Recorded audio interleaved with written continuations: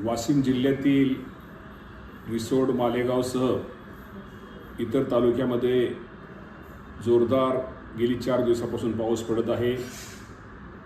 40 वर्षांनंतर एवढा मोठा पाऊस यापूर्वी या जिल्ह्याला एवढा पडला नव्हता।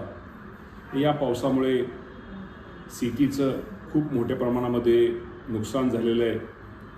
काही ठिकाणी घरामध्ये पाणी गेलेलं आहे, काही ठिकाणी शेतं वाहून गेलेले आहेत। सोयाबीन, हळद, तूर, कपासी, उडीद, मूग, भाजीपाला, फळबागा अशा अनेक पिकांचं मोठ्या प्रमाणात नुकसान झालेले आहे।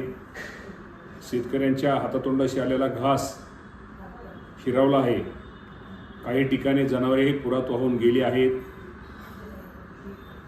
त्यामुळे प्रशासनातील अधिकारी, कलेक्टर असतील, सर्वच अधिकाऱ्यांना जिल्ह्यामध्ये ज्या ठिकाणी जिथं नुकसान झालेलं आहे त्या नुकसानीचं ताबडतोब पंचनामे करून त्या शेतकऱ्याला ताबडतोब ती नुकसान भरपाई कशी मिळेल ह्या सूचना मी दिलेल्या आहेत।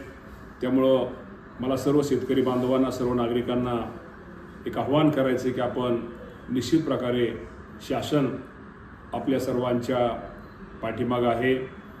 राज्याचे मुख्यमंत्री देवेंद्र फडणवीस साहेब, एकनाथजी शिंदे साहेब, अजितदादा पवार साहेब या सर्वांचे लक्ष आपल्या संपूर्ण जिल्ह्यातील हे जिथं अतिवृष्टी ज्या झाली त्याच्यावरती आहे।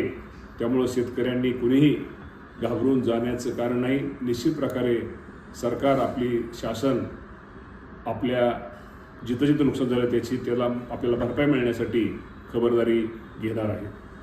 धन्यवाद।